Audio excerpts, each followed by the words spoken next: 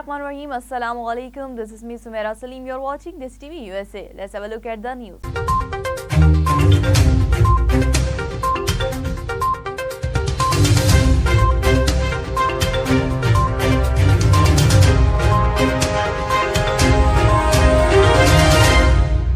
President Joe Biden is holding a virtual meeting with CEOs and labor leaders to discuss the importance of passing the CHIPS Act.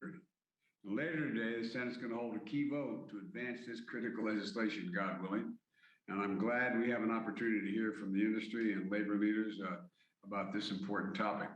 I'm going to turn this over to Brian now to get us started. Brian? Great. Thank you, Mr. President. And we are joined here by members of your Economic and National Security sense of the broader national security concern here and also the ways in which semiconductors feed into the strength of our national security industrial base across the country. Thank you, Brian. Good afternoon, Mr. President. Good afternoon, Jim. We believe a robust, secure supply of microprocessors is essential both to national security and to the health of the defense industrial base and the aerospace industry as a whole. Mr. President, when we visited the Javelin production operation down in Alabama, as Brian...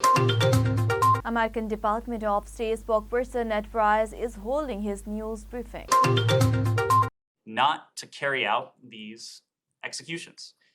We underscore that with the escalating violence, with these horrific atrocities that the junta has carried out, there can be no business as usual with this regime. We urge all countries to ban the sale of military equipment to Burma, to refrain from lending the regime any degree of international credibility, and we call on ASEAN to maintain its important precedent, only allowing Burmese non-political representation at regional events.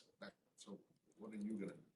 Well, so what is the Biden administration? We are already responding to this. I said we've been in close touch with our partners, including our ASEAN partners. I think you will see more from us and from our partners in terms of condemnation.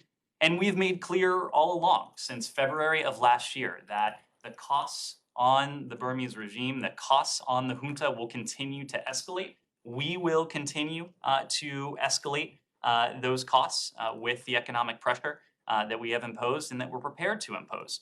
We, of course, don't preview our own sanctions, but all options that serve to cut off the regime's revenue, which it uses to perpetrate this violence, it's on the table.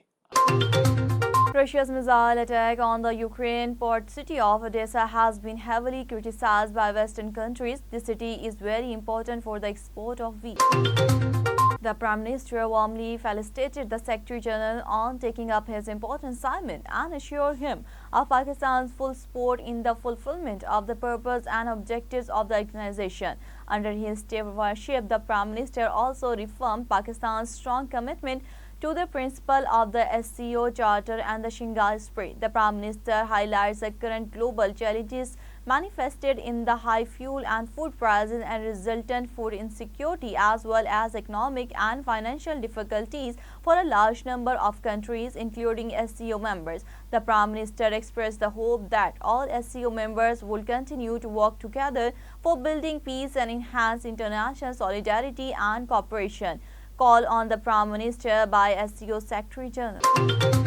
Pakistan exports to China have increased annually, reaching $1.918 billion in the first half of the current calendar year, up 10.97% from $1.728 billion in the same period last year, according to official data from the General Administration of Customs of the People's Republic of China. Furthermore, bilateral trade between the two nations has greatly expanded despite the COVID-19 epidemic.